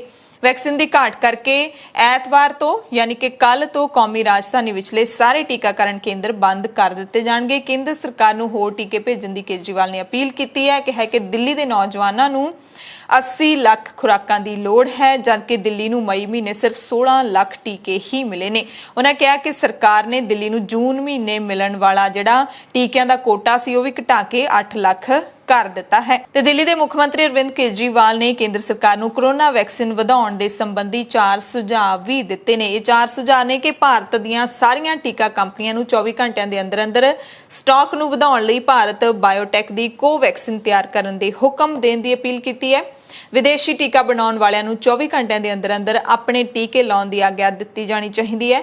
ਕੇਂਦਰ ਸਰਕਾਰ ਨੂੰ ਕੌਮਾਂਤਰੀ ਟੀਕਾ ਨਿਰਮਾਤਾਵਾਂ ਦੇ ਨਾਲ ਕੋਰੋਨਾ ਵੈਕਸੀਨ ਲਈ ਗੱਲ ਕਰਨੀ ਚਾਹੀਦੀ ਹੈ। ਉਹਨਾਂ ਤੋਂ ਵੈਕਸੀਨ ਖਰੀਦ ਕੇ ਸੂਬਿਆਂ 'ਚ ਵੰਡਣੀ ਚਾਹੀਦੀ ਹੈ। ਉਹਨਾਂ ਕਿਹਾ ਕਿ ਕੇਂਦਰ ਸ਼ਾਸਿਤ ਪ੍ਰਦੇਸ਼ ਅਤੇ ਸੂਬੇ ਇੱਕ ਦੂਸਰੇ ਦੇ ਨਾਲ ਕੋਰੋਨਾ ਦੇ ਟੀਕੇ ਖਾਤਰ ਲੜ ਰਹੇ ਨੇ। ਕੁਝ ਮੁਲਕਾਂ ਨੇ ਆਪਣੀ ਲੋੜ ਤੋਂ ਵੱਧ ਵੈਕਸੀਨ ਦਾ ਸਟਾਕ ਜਮ੍ਹਾਂ ਕੀਤਾ ਹੋਇਆ ਹੈ। ਕੇਂਦਰ ਸਰਕਾਰ ਇਹਨਾਂ ਮੁਲਕਾਂ ਨੂੰ ਅਪੀਲ ਕਰੇ ਕਿ ਭਾਰਤ ਨੂੰ ਟੀਕੇ ਦਿੱਤੇ ਜਾਣ। ਇਸ ਦੇ ਨਾਲ ਹੀ ਅੰਤਰਰਾਸ਼ਟਰੀ ਟੀਕਾ ਬਣਾਉਣ ਵਾਲੀਆਂ ਕੰਪਨੀਆਂ ਨੂੰ ਵੀ ਭਾਰਤ ਵਿੱਚ ਟੀਕੇ ਦਾ ਨਿਰਮਾਣ ਕਰਨ ਦੀ ਆਗਿਆ ਦੇਣੀ ਚਾਹੀਦੀ ਹੈ। ਸੋ ਇਹ 4 ਸੁਝਾਅ ਕੇਜਰੀਵਾਲ ਨੇ ਮੋਦੀ ਜੀ ਨੂੰ ਦਿੱਤੇ ਨੇ। ਮੋਦੀ ਮੰਨਣਗੇ ਜਾਂ ਨਹੀਂ ਇਹ ਉਹਨਾਂ ਤੇ ਨਿਰਭਰ ਹੈ। ਕੇਂਦਰੀ ਸਿਹਤ ਮੰਤਰਾਲੇ ਨੇ ਅੱਜ ਜਿਹੜੇ ਅੰਕੜੇ ਜਾਰੀ ਕੀਤੇ ਨੇ ਕੋਰੋਨਾ ਨੂੰ ਲੈ ਕੇ, ਉਹਨਾਂ ਦੇ ਵਿੱਚ ਦੱਸਿਆ ਹੈ ਕਿ ਦੇਸ਼ ਦੇ ਸਿਰਫ 7 ਸੂਬਿਆਂ ਦੇ ਵਿੱਚ 10,000 ਤੋਂ ਜ਼ਿਆਦਾ ਕੋਰੋਨਾ ਦੇ ਨਵੇਂ ਮਾਮਲੇ ਆਏ ਨੇ। 6 ਸੂਬਿਆਂ ਦੇ ਵਿੱਚ ਮੌਤਾਂ ਦੇ ਅੰਕੜੇ ਚਿੰਤਾਜਨਕ ਨੇ। ਇਹ ਜਿਹੜੀ ਜਾਣਕਾਰੀ ਦਿੱਤੀ ਹੈ ਸਿਹਤ ਮੰਤਰਾਲੇ ਨੇ। ਹਾਲਾਂਕਿ ਕਿਹਾ ਕਿ ਪੋਜ਼ਿਟਿਵਿਟੀ ਦਰ ਹੈ ਜਿਹੜੀ ਉਹ ਲਗਾਤਾਰ ਥੱਲੇ ਡਿੱਗ ਰਹੀ ਹੈ, ਪਰ ਮੌਤਾਂ ਦੀ ਗਿਣਤੀ ਦੇ ਵਿੱਚ ਹਲੇ ਜਿਹੜੀ ਕਮੀ ਨਹੀਂ ਆ ਰਹੀ। ਪੱਛਮੀ ਬੰਗਾਲ ਤੋਂ ਖਬਰ ਹੈ, ਜਿੱਥੇ ਕੇਂਦਰੀ ਗ੍ਰਹਿ ਮੰਤਰਾਲੇ ਨੇ ਪੱਛਮੀ ਬੰਗਾਲ ਦੇ ਵਿੱਚ ਬੀਜੇਪੀ ਲੀਡਰ ਸ਼ੁਭੇਂਦੂ ਅਧਿਕਾਰੀ ਦੇ ਪਿਤਾ ਤੇ ਭਰਾ, ਇਹ ਦੋਵੇਂ ਸੰਸਦ ਮੈਂਬਰ ਨੇ, ਉਹਨਾਂ ਨੂੰ Y+ ਸੁਰੱਖਿਆ ਦੇ ਦਿੱਤੀ ਹੈ। ਸੂਤਰਾਂ ਨੇ ਦੱਸਿਆ ਕਿ ਸ਼ੁਭੇਂਦੂ ਅਧਿਕਾਰੀ ਦੇ ਪਿਤਾ ਸਿਸਿਰ ਕੁਮਾਰ ਅਧਿਕਾਰੀ ਤੇ ਭਰਾ ਦਿਵਯੇਂਦੂ ਅਧਿਕਾਰੀ ਨੂੰ ਕੇਂਦਰੀ ਸੁਰੱਖਿਆ ਏਜੰਸੀਆਂ ਦੇ ਵੱਲੋਂ ਕੀਤੀ ਸਮੀਖਿਆ ਤੋਂ ਬਾਅਦ ਇਹ ਜਿਹੜੀ 22 ਸੁਰੱਖਿਆ ਢਾਲ ਹੈ ਇਹ ਦਿੱਤੀ ਗਈ ਹੈ। ਅਸਾਮ ਦੇ ਗੁਹਾਟੀ ਤੋਂ ਖਬਰ ਹੈ, ਜਿੱਥੇ ਉਲਫਾ ਦਹਿਸ਼ਤਗਰਦਾਂ ਨੇ ONGC ਦੇ ਅਗਵਾ ਕੀਤੇ ਮੁਲਾਜ਼ਮ ਰਿਤੁਲ ਸਾਈਕੀਆ ਨੂੰ ਅੱਜ ਸਵੇਰੇ ਨਾਗਾਲੈਂਡ ਦੇ ਨਾਲ ਲੱਗਦੀ ਮਿਆਂਮਾਰ ਦੀ ਸਰਹੱਦ ਦੇ ਨੇੜੇ ਰਿਹਾ ਕਰ ਦਿੱਤਾ ਹੈ। ਸਾਈਕੀਆ ਨੂੰ 21 ਅਪ੍ਰੈਲ ਨੂੰ ਨਾਗਾਲੈਂਡ ਦੇ ਮੋਨ ਜ਼ਿਲ੍ਹੇ ਦੇ ਲੌਂਗਵਾ ਪਿੰਡ ਤੋਂ ਅਗਵਾ ਕੀਤਾ ਗਿਆ ਸੀ। ਵਧੀਕ DGP ਰੈਂਕ ਦੇ ਅਧਿਕਾਰੀ ਨੇ ਦੱਸਿਆ ਕਿ ਸਾਈਕੀਆ 40 ਮਿੰਟ ਤੁਰਨ ਤੋਂ ਬਾਅਦ ਭਾਰਤੀ ਸਰਹੱਦ ਵਿੱਚ ਦਾਖਲ ਹੋਇਆ। ਰਿਹਾਈ ਤੋਂ ਫੌਰੀ ਬਾਅਦ ਫੌਜ ਤੇ ਨਾਗਾਲੈਂਡ ਪੁਲਿਸ ਦੇ ਵੱਲੋਂ ਸਾਈਕੀਆ ਨੂੰ ਮੋਨ ਪੁਲਿਸ ਸਟੇਸ਼ਨ ਲਿਜਾਇਆ ਗਿਆ। ਅਧਿਕਾਰੀਆਂ ਨੇ ਦੱਸਿਆ ਕਿ ਰਸਮੀ ਕਾਰਵਾਈਆਂ ਮੁਕੰਮਲ ਕਰਨ ਤੋਂ ਬਾਅਦ ਅੱਜ ਸ਼ਾਮ ਤੱਕ ਸਾਈਕੀਆ ਨੂੰ ਉਸ ਦੇ ਘਰ ਭੇਜ ਦਿੱਤਾ ਜਾਏਗਾ। ਅਸਾਮ ਦੇ ਮੁੱਖ ਮੰਤਰੀ ਹਿਮੰਤ ਬਿਸਵਾ ਸਰਮਾ ਨੇ ਕਿਹਾ ਕਿ ਸਾਨੂੰ ਪੂਰੀ ਉਮੀਦ ਹੈ ਕਿ ਸਾਰਿਆਂ ਦੇ ਸਹਿਯੋਗ ਤੇ ਯਤਨਾਂ ਦੇ ਨਾਲ ਸੂਬੇ ਦੇ ਵਿੱਚ ਅਮਨ ਤੇ ਵਿਕਾਸ ਦੇ ਨਵੇਂ ਦੌਰ ਦੀ ਸਥਾਪਨਾ ਹੋਵੇਗੀ। ਐਮਰਜੈਂਸੀ ਬੁਲੇਟਿਨ ਦੇ ਵਿੱਚ ਖਾਸ ਤੇ ਵੱਡੀਆਂ ਖਬਰਾਂ ਪੂਰੀ ਦੁਨੀਆ ਤੋਂ। ਸਭ ਤੋਂ ਪਹਿਲੀ ਖਬਰ ਨਾਈਜੀਰੀਆ ਤੋਂ ਹੈ, ਜਿੱਥੇ ਨਾਈਜੀਰੀਆ ਫੌਜ ਦੇ ਮੁਖੀ ਲੈਫਟੀਨੈਂਟ ਜਨਰਲ ਇਬਰਾਹਿਮ ਦੀ ਇੱਕ ਜਹਾਜ਼ ਹਾਦਸੇ ਦੇ ਵਿੱਚ ਮੌਤ ਹੋ ਗਈ ਹੈ। ਅਧਿਕਾਰੀਆਂ ਨੇ ਦੱਸਿਆ ਕਿ ਲੈਫਟੀਨੈਂਟ ਜਨਰਲ ਇਬਰਾਹਿਮ ਦੇਸ਼ ਦੇ ਉੱਤਰ ਪੱਛਮੀ ਸੂਬੇ ਕਡੂਨਾ ਦੇ ਵਿੱਚ ਹੋਏ ਇੱਕ ਜਹਾਜ਼ ਹਾਦਸੇ ਦਾ ਸ਼ਿਕਾਰ ਹੋ ਗਏ ਨੇ। ਸੈਨਾ ਨੇ ਬਿਆਨ ਜਾਰੀ ਕਰਕੇ ਦੱਸਿਆ ਕਿ ਘਟਨਾ ਉਦੋਂ ਵਾਪਰੀ ਜਦੋਂ ਜਹਾਜ਼ ਖਰਾਬ ਮੌਸਮ ਦੇ ਕਾਰਨ ਲੈਂਡ ਕਰਨ ਦੀ ਕੋਸ਼ਿਸ਼ ਕਰ ਰਿਹਾ ਸੀ। ਜਹਾਜ਼ ਦੇ ਚਾਲਕ ਦਲ ਸਮੇਤ ਸਾਰੇ ਅਧਿਕਾਰੀਆਂ ਦੀ ਮੌਤ ਹੋ ਗਈ ਹੈ। ਗਿਣਤੀ 10 ਸੀ। ਨਾਈਜੀਰੀਆ ਦੇ ਰਾਸ਼ਟਰਪਤੀ ਮੁਹੰਮਦ ਬੁਹਾਰੀ ਨੇ ਇਸ ਘਟਨਾ ਤੇ ਡੂੰਘੇ ਦੁੱਖ ਦਾ ਪ੍ਰਗਟਾਵਾ ਕੀਤਾ ਹੈ। ਲੈਫਟੀਨੈਂਟ ਜਨਰਲ ਇਬਰਾਹਿਮ 54 ਸਾਲ ਦੇ ਸਨ। ਉਹਨਾਂ ਨੇ ਜਨਵਰੀ ਮਹੀਨੇ ਵਿੱਚ ਆਪਣਾ ਅਹੁਦਾ ਸੰਭਿਆ ਸੀ। ਇੱਕ ਦਹਾਕੇ ਤੋਂ ਵੀ ਵੱਧ ਸਮੇਂ ਤੋਂ ਚੱਲ ਰਹੇ ਜਿਹਾਦੀ ਵਿਦਰੋਹ ਨਾਲ ਲੜਨ ਦੇ ਵਿੱਚ ਸੈਨਾ ਦੀ ਤਾਕਤ ਨੂੰ ਵਧਾਉਣ ਦੀ ਸਰਕਾਰ ਦੀ ਯੋਜਨਾ ਦੇ ਤਹਿਤ ਹੀ ਉਹਨਾਂ ਨੂੰ ਫੌਜ ਮੁਖੀ ਲਾਇਆ ਗਿਆ ਸੀ। ਨਾਈਜੀਰੀਆਈ ਹਵਾਈ ਸੈਨਾ ਨੇ ਕਿਹਾ ਕਿ ਹਾਦਸਾ ਉਦੋਂ ਵਾਪਰਿਆ ਜਦੋਂ ਉਹਨਾਂ ਦਾ ਜਹਾਜ਼ ਕਡੂਨਾ ਕੌਮਾਂਤਰੀ ਹਵਾਈ ਅੱਡੇ ਤੇ ਉਤਰਨ ਦੀ ਕੋਸ਼ਿਸ਼ ਕਰ ਰਿਹਾ ਸੀ। ਇਸ ਹਾਦਸੇ ਤੋਂ 3 ਮਹੀਨੇ ਪਹਿਲਾਂ ਦੇਸ਼ ਦੀ ਰਾਜਧਾਨੀ ਅਬੂਜਾ ਦੇ ਵਿੱਚ ਫੌਜ ਦਾ ਇੱਕ ਹੋਰ ਜਹਾਜ਼ ਹਾਦਸਾਗ੍ਰਸਤ ਹੋ ਗਿਆ ਸੀ, ਜਿਸ ਵਿੱਚ ਸਵਾਰ ਸਾਰੇ 7 ਲੋਕਾਂ ਦੀ ਮੌਤ ਹੋ ਗਈ ਸੀ। ਦੂਸਰੀ ਖਬਰ ਇਜ਼ਰਾਈਲ ਫਲਸਤੀਨ ਦੇ ਮੁੱਦੇ ਨਾਲ ਜੁੜੀ ਹੋਈ ਹੈ। ਇਜ਼ਰਾਈਲ ਦੇ ਪ੍ਰਧਾਨ ਮੰਤਰੀ ਨੇਤਨਯਾਹੂ ਨੇ ਹਮਾਸ ਤੇ ਜਿਹੜਾ ਬਿਆਨ ਦਿੱਤਾ ਹੈ ਉਸ ਤੋਂ ਬਾਅਦ ਫਿਰ ਹਿੰਸਾ ਦਾ ਖਦਸ਼ਾ ਥੋੜਾ ਜਤਾਇਆ ਜਾ ਰਿਹਾ ਹੈ। ਭਾਰੀ ਹਿੰਸਾ ਤੋਂ ਬਾਅਦ ਭਾਵੇਂ ਇਜ਼ਰਾਈਲ ਤੇ ਫਲਸਤੀਨ ਦੋਵਾਂ ਮੁਲਕਾਂ ਦੇ ਵਿਚਕਾਰ ਯੁੱਧਬੰਦੀ ਤਾਂ ਹੋ ਗਈ ਹੈ, ਪਰ ਬਿਆਨ ਅਜਿਹੇ ਸਾਹਮਣੇ ਆ ਰਹੇ ਨੇ ਜਿਨ੍ਹਾਂ ਤੋਂ ਲੱਗਦਾ ਕਿ ਤਣਾਅ ਹਾਲੇ ਖਤਮ ਨਹੀਂ ਹੋਇਆ। ਇਜ਼ਰਾਈਲੀ ਪ੍ਰਧਾਨ ਮੰਤਰੀ ਬੈਂਜਾਮਿਨ ਨੇਤਨਯਾਹੂ ਨੇ ਸੀਜ਼ ਫਾਇਰ ਦੇ ਐਲਾਨ ਤੋਂ ਬਾਅਦ ਹਮਾਸ ਨੂੰ ਇੱਕ ਸਖਤ ਸੰਦੇਸ਼ ਭੇਜਿਆ ਹੈ। ਉਹਨਾਂ ਨੇ ਹਮਾਸ ਨੂੰ ਕਿਹਾ ਕਿ ਭਵਿੱਖ ਵਿੱਚ ਰਾਕੇਟ ਹਮਲਾ ਕਰਨ ਬਾਰੇ ਸੋਚਣ ਵੀ ਨਾ।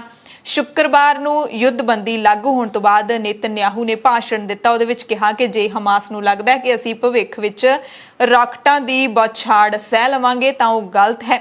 ਉਹਨਾਂ ਕਿਹਾ ਕਿ ਜੇ ਇਜ਼ਰਾਈਲ ਦੇ ਕਿਸੇ ਵੀ ਹਿੱਸੇ ਵਿੱਚ ਕਿਸੇ ਵੀ ਤਰ੍ਹਾਂ ਦਾ ਉਹਨਾਂ ਨੇ ਵਿਦਰੋਹ ਕੀਤਾ ਤਾਂ ਉਸ ਦਾ ਜਵਾਬ ਅਸੀਂ ਮੂੰਹ ਤੋੜ ਦੇਵਾਂਗੇ। ਇਸ ਤੋਂ ਪਹਿਲਾਂ ਹਮਾਸ ਨੇ ਵੀ ਕਿਹਾ ਸੀ ਕਿ ਸਾਡੇ ਹੱਥ ਟ੍ਰਿਗਰ ਤੋਂ ਹਟੇ ਨਹੀਂ ਆ, ਯਾਨੀ ਕਿ ਹਮਲੇ ਦਾ ਮੂੰਹ ਤੋੜ ਜਵਾਬ ਦੇਣ ਦੇ ਲਈ ਅਸੀਂ ਤਿਆਰ ਹਾਂ। ਇਸੇ ਦਰਮਿਆਨ ਸਾਊਦੀ ਅਰਬ ਦੇ ਕਿੰਗ ਸਲਮਾਨ ਬਿਨ ਅਬਦੁਲ ਅਜ਼ੀਜ਼ ਅਲ ਸਾਊਦ ਨੇ ਫਲਸਤੀਨੀਆਂ ਦੇ ਲੀਡਰ ਮਹਿਮੂਦ ਅੱਬਾਸ ਨੂੰ ਇਹ ਭਰੋਸਾ ਦਿਵਾਇਆ ਹੈ ਕਿ ਸਾਊਦੀ ਅਰਬ ਫਲਸਤੀਨੀ ਲੋਕਾਂ ਅਤੇ ਉਹਨਾਂ ਦੇ ਸੰਘਰਸ਼ ਦੇ ਨਾਲ ਖੜਾ ਹੈ। ਕਿੰਗ ਸਲਮਾਨ ਨੇ ਸਾਊਦੀ ਅਰਬ ਦੇ ਵਿਦੇਸ਼ ਮੰਤਰੀ ਪ੍ਰਿੰਸ ਫੈਸਲ ਬਿਨ ਫਰਹਾਨ ਨੂੰ ਮੈਸੇਜ ਭੇਜਿਆ ਕਿ ਉਹ ਕੌਮਾਂਤਰੀ ਮੰਚਾਂ ਤੇ ਫਲਸਤੀਨੀਆਂ ਦੇ ਹਾਲਾਤਾਂ ਨੂੰ ਮਜ਼ਬੂਤ ਕਰਨ ਦੀਆਂ ਸਾਰੀਆਂ ਕੋਸ਼ਿਸ਼ਾਂ ਕਰਦੇ ਰਹੇ ਨੇ। ਕਿੰਗ ਸਲਮਾਨ ਨੇ ਫਲਸਤੀਨੀਆਂ ਨੂੰ ਭਰੋਸਾ ਦਿੱਤਾ ਹੈ ਕਿ ਤੁਹਾਨੂੰ ਸਾਡਾ ਸਮਰਥਨ ਪੂਰਾ ਹਾਸਲ ਹੈ। ਕਿੰਗ ਸਲਮਾਨ ਨੇ ਇਜ਼ਰਾਈਲੀ ਹਵਾਈ ਹਮਲਿਆਂ ਦੀ ਨਿੰਦਾ ਵੀ ਕੀਤੀ, ਜਿਸ ਵਿੱਚ ਸੈਂਕੜੇ ਬੇਗੁਨਾਹ ਲੋਕ ਜ਼ਖਮੀ ਹੋ ਗਏ ਤੇ ਮਾਰੇ ਵੀ ਗਏ। ਅਮਰੀਕਾ ਦੇ ਰਾਸ਼ਟਰਪਤੀ ਜੋ ਬਾਈਡਨ ਨੇ ਮੁੜ ਤੋਂ ਸਪਸ਼ਟ ਕੀਤਾ ਕਿ ਇਜ਼ਰਾਈਲ ਨੂੰ ਲੈ ਕੇ ਸਾਡੇ ਨਜ਼ਰੀਏ ਦੇ ਵਿੱਚ ਕੋਈ ਵੀ ਬਦਲਾਅ ਨਹੀਂ ਆਇਆ। ਉਹਨਾਂ ਕਿਹਾ ਕਿ ਅਮਰੀਕਾ ਦੀ ਡੈਮੋਕ੍ਰੈਟਿਕ ਪਾਰਟੀ ਦਾ ਸਮਰਥਨ ਹਾਲੇ ਵੀ ਇਜ਼ਰਾਈਲ ਦੇ ਨਾਲ ਹੀ ਹੈ। ਉਹਨਾਂ ਕਿਹਾ ਕਿ ਇਜ਼ਰਾਈਲ ਅਤੇ ਫਲਸਤੀਨੀਆਂ ਦੇ ਸੰਘਰਸ਼ ਦੇ ਵਿੱਚ ਦੋ ਰਾਸ਼ਟਰ ਦੀ ਨੀਤੀ ਹੀ ਕੋਈ ਜਿਹੜਾ ਸਮੱਸਿਆ ਦਾ ਹੱਲ ਹੋ ਸਕਦੀ ਹੈ। ਡੈਮੋਕ੍ਰੈਟਿਕ ਪਾਰਟੀ ਇਸ ਦਾ ਸਮਰਥਨ ਕਰਦੀ ਹੈ। ਬਾਈਡਨ ਨੇ ਕਿਹਾ ਕਿ ਮੱਧ ਪੂਰਬ ਦੇ ਵਿੱਚ ਇਜ਼ਰਾਈਲ ਦੀ ਹੋਂਦ ਨੂੰ ਸਵੀਕਾਰ ਕਰਨਾ ਹੀ ਹੋਵੇਗਾ, ਮੰਨਣਾ ਹੋਏਗਾ ਕਿ ਇਹ ਇੱਕ ਆਜ਼ਾਦ ਯਹੂਦੀ ਮੁਲਕ ਹੈ, ਤਾਂ ਹੀ ਇਸ ਇਲਾਕੇ ਦੇ ਵਿੱਚ ਸ਼ਾਂਤੀ ਦੀ ਸਥਾਪਨਾ ਹੋ ਸਕਦੀ ਹੈ। ਅਮਰੀਕੀ ਰਾਸ਼ਟਰਪਤੀ ਜੋ ਬਾਈਡਨ ਨੇ ਇਹ ਵੀ ਕਿਹਾ ਕਿ ਅਸੀਂ ਉੱਤਰ ਕੋਰੀਆਈ ਸ਼ਾਸਕ ਕਿਮ ਜੋਂਗ ਉਨ ਦੇ ਨਾਲ ਮੁਲਾਕਾਤ ਕਰਨ ਦੇ ਲਈ ਤਿਆਰ ਹਾਂ, ਪਰ ਦੋਵਾਂ ਦੇ ਵਿਚਕਾਰ ਉੱਤਰੀ ਕੋਰੀਆ ਦੇ ਪਰਮਾਣੂ ਪ੍ਰੋਗਰਾਮ ਨੂੰ ਲੈ ਕੇ ਹੀ ਗੱਲਬਾਤ ਹੋਣੀ ਚਾਹੀਦੀ ਹੈ। ਅੱਜ ਵਾਈਟ ਹਾਊਸ ਦੇ ਵਿੱਚ ਅਮਰੀਕੀ ਰਾਸ਼ਟਰਪਤੀ ਜੋ ਬਾਈਡਨ ਅਤੇ ਦੱਖਣੀ ਕੋਰੀਆਈ ਰਾਸ਼ਟਰਪਤੀ ਮੂਨ ਜੇ-ਇਨ ਦੇ ਵਿਚਕਾਰ ਦੁਵੱਲੀ ਗੱਲਬਾਤ ਤੋਂ ਬਾਅਦ ਬਾਈਡਨ ਨੇ ਕਿਹਾ ਕਿ ਦੋਵੇਂ ਮੁਲਕ ਚਾਹੁੰਦੇ ਨੇ ਕਿ ਕੋਰੀਆਈ ਮੁਲਕ ਪਰਮਾਣੂ ਹਥਿਆਰਾਂ ਤੋਂ ਮੁਕਤ ਰਹੇ। ਹਾਲਾਂਕਿ ਉਹਨਾਂ ਨੇ ਇਹ ਵੀ ਕਿਹਾ ਕਿ ਪਰਮਾਣੂ ਪ੍ਰੋਗਰਾਮ ਛੱਡਣ ਦੇ ਲਈ ਉੱਤਰੀ ਕੋਰੀਆ ਨੂੰ ਮਨਾਉਣਾ ਇੱਕ ਮੁਸ਼ਕਿਲ ਕੰਮ ਹੋਏਗਾ। ਦੋਵਾਂ ਲੀਡਰਾਂ ਦੇ ਵਿਚਕਾਰ ਉੱਤਰੀ ਕੋਰੀਆ ਦੇ ਪਰਮਾਣੂ ਪ੍ਰੋਗਰਾਮ ਕਾਰਨ ਪੈਦਾ ਹੋਏ ਖਤਰੇ ਅਤੇ ਪੂਰਬੀ ਏਸ਼ੀਆ ਦੇ ਵਿੱਚ ਚੀਨ ਦੇ ਵੱਧਦੇ ਪ੍ਰਭਾਵ ਨੂੰ ਲੈ ਕੇ ਚਰਚਾ ਹੋਈ। ਤੇ ਉਧਰ ਚੀਨ ਨੇ ਮੰਗਲ ਗ੍ਰਹਿ ਦੀ ਸਤਹ ਤੇ ਰੋਬੋਟਿਕ ਰੋਵਰ ਉਤਾਰਨ ਦੇ ਵਿੱਚ ਸਫਲਤਾ ਹਾਸਲ ਕੀਤੀ ਹੈ। ਚੀਨ ਦੇ ਸਰਕਾਰੀ ਅਖਬਾਰ ਦ ਗਲੋਬਲ ਟਾਈਮਸ ਨੇ ਟਵੀਟ ਕਰਕੇ ਦੱਸਿਆ ਕਿ ਚੀਨ ਦੁਨੀਆ ਦਾ ਅਜਿਹਾ ਦੂਸਰਾ ਮੁਲਕ ਬਣ ਗਿਆ ਹੈ ਜਿਸ ਨੇ ਮੰਗਲ ਗ੍ਰਹਿ ਦੀ ਜ਼ਮੀਨ ਤੇ ਅਜਿਹਾ ਕਰਨ ਦੇ ਵਿੱਚ ਸਫਲਤਾ ਹਾਸਲ ਕੀਤੀ ਹੈ। ਜ਼ੁਰਾਂਗ ਨਾਮੀ ਇਸ ਰੋਵਰ ਦੇ ਵਿਗਿਆਨੀਆਂ ਨੇ ਗਲੋਬਲ ਟਾਈਮਸ ਨੂੰ ਜਾਣਕਾਰੀ ਦਿੰਦੇ ਹੋਏ ਦੱਸਿਆ, ਅਮਰੀਕਾ ਤੇ ਤੰਜ ਵੀ ਕੱਸਿਆ ਕਿ ਇਸ ਦੇ ਨਾਲ ਚੀਨ ਨੇ ਅਮਰੀਕਾ ਦੇ ਏਕਾਧਿਕਾਰ ਨੂੰ ਵੀ ਖਤਮ ਕਰ ਦਿੱਤਾ ਹੈ। ਰਾਇਟਰਸ ਦੀ ਜਾਣਕਾਰੀ ਦੇ ਮੁਤਾਬਿਕ ਚੀਨ ਅਜਿਹਾ ਪਹਿਲਾ ਮੁਲਕ ਬਣ ਗਿਆ ਜੋ ਲਾਲ ਗ੍ਰਹਿ ਯਾਨੀ ਮੰਗਲ ਗ੍ਰਹਿ ਤੇ ਪਹਿਲੀ ਹੀ ਵਾਰ ਵਿੱਚ ਆਪਣੀ ਮੰਗਲ ਮੁਹਿੰਮ ਦੌਰਾਨ ਉਸ ਗ੍ਰਹਿ ਦੀ ਜ਼ਮੀਨ ਦੇ ਵਿੱਚ ਗਿਆ ਤੇ ਪੁਲਾੜ ਤੇ ਆਪਣਾ ਉਪਗ੍ਰਹਿ ਉਤਾਰਨ ਦੇ ਨਾਲ ਉੱਥੇ ਕੰਮ ਦੇ ਵਿੱਚ ਵੀ ਲੱਗ ਗਿਆ। ਚੀਨ ਨੇ ਯੂਰਪੀਅਨ ਯੂਨੀਅਨ ਦੇ ਉਸ ਪ੍ਰਸਤਾਵ ਨੂੰ ਖਾਰਜ ਕਰ ਦਿੱਤਾ ਹੈ ਜਿਸ ਦੇ ਤਹਿਤ ਉਹਨਾਂ ਦੇ ਦੋਵਾਂ ਪੱਖਾਂ ਦੇ ਵਿੱਚ ਇੱਕ ਨਿਵੇਸ਼ ਸਮਝੌਤੇ ਨੂੰ ਅੱਗੇ ਲਿਜਾਣ ਦੇ ਲਈ ਯੂਰਪੀਅਨ ਯੂਨੀਅਨ ਦੇ ਸਾਂਸਦਾਂ ਤੇ ਲਾਈ ਗਈ ਪਾਬੰਦੀ ਹਟਾਉਣ ਦੀ ਮੰਗ ਕੀਤੀ ਗਈ ਸੀ। ਯੂਰਪੀਅਨ ਯੂਨੀਅਨ ਦੀ ਇਸ ਮੰਗ ਬਾਰੇ ਪੁੱਛੇ ਜਾਣ ਤੇ ਚੀਨੀ ਵਿਦੇਸ਼ ਮੰਤਰਾਲੇ ਦੇ ਬੁਲਾਰੇ ਚਾਓ ਲਿਜਿਆਨ ਨੇ ਕਿਹਾ ਹੈ ਕਿ ਯੂਰਪੀਅਨ ਯੂਨੀਅਨ ਦੇ ਸਾਂਸਦਾਂ ਤੇ ਚੀਨ ਦੀ ਲਾਈ ਪਾਬੰਦੀ ਬਿਲਕੁਲ ਹੀ ਤਰਕਹੀਣ ਹੈ। ਉਹਨਾਂ ਕਿਹਾ ਕਿ ਯੂਰਪੀਅਨ ਪੱਖ ਨੂੰ ਚੀਨ ਦੇ ਅੰਦਰੂਨੀ ਮਾਮਲਿਆਂ ਦੇ ਵਿੱਚ ਦਖਲਅੰਦਾਜ਼ੀ ਤੁਰੰਤ ਬੰਦ ਕਰ ਦੇਣੀ ਚਾਹੀਦੀ ਹੈ ਤੇ ਆਪਣਾ ਜਿਹੜਾ ਇੱਕ ਹਮਲਾਵਰ ਰਵੱਈਆ ਹੈ ਉਸ ਨੂੰ ਛੱਡਣਾ ਚਾਹੀਦਾ ਹੈ। ਚੀਨ ਦੇ ਗੰਭੀਰਤਾ ਤੇ ਮਜ਼ਬੂਤੀ ਨਾਲ ਕੀਤੇ ਗਏ ਵਿਰੋਧ ਦੇ ਬਾਵਜੂਦ ਯੂਰਪੀਅਨ ਯੂਨੀਅਨ ਨੇ ਜ਼ਿੱਦ ਕਰਕੇ ਤੱਥਾਂ ਨੂੰ ਤੋੜ ਮਰੋੜ ਕੇ ਝੂਠ ਤੇ ਗਲਤ ਜਾਣਕਾਰੀਆਂ ਦੇ ਆਧਾਰ ਤੇ ਇੱਕ ਪਾਸੜ ਅਤੇ ਗਲਤ ਫੈਸਲਾ ਲਿਆ ਹੈ। ਦਰਅਸਲ ਇਸ ਸਾਲ ਮਾਰਚ ਦੇ ਵਿੱਚ ਚੀਨ ਵੱਲੋਂ 10 ਯੂਰਪੀਅਨ ਲੋਕਾਂ ਅਤੇ 4 ਸੰਸਥਾਵਾਂ ਤੇ ਰੋਕ ਲਾ ਦਿੱਤੀ ਗਈ ਸੀ। ਚੀਨ ਨੇ ਇਹ ਕਦਮ ਯੂਰਪੀਅਨ ਯੂਨੀਅਨ ਦੇ ਉਸ ਫੈਸਲੇ ਤੋਂ ਬਾਅਦ ਚੁੱਕਿਆ ਸੀ ਜਿਸ ਵਿੱਚ ਯੂਰਪੀਅਨ ਯੂਨੀਅਨ ਨੇ ਸ਼ਿਨਜ਼ਿਆਂਗ ਸੂਬੇ ਦੇ ਵਿੱਚ ਵੀਗਰ ਮੁਸਲਮਾਨਾਂ ਤੇ ਹੋ ਰਹੇ ਕਥਿਤ ਜ਼ੁਲਮ ਨੂੰ ਲੈ ਕੇ ਚੀਨ ਤੇ ਰੋਕਾਂ ਲਾਈਆਂ ਸੀ। ਚੀਨ ਤੇ ਪਾਕਿਸਤਾਨ ਦੀ 70ਵੀਂ ਵਰ੍ਹੇਗੰਢ ਮੌਕੇ ਚੀਨ ਨੇ ਕਿਹਾ ਹੈ ਕਿ ਪਾਕਿਸਤਾਨ ਨਾਲ ਸਾਡੀ ਦੋਸਤੀ ਜ਼ਿੰਦਾਬਾਦ ਹੈ।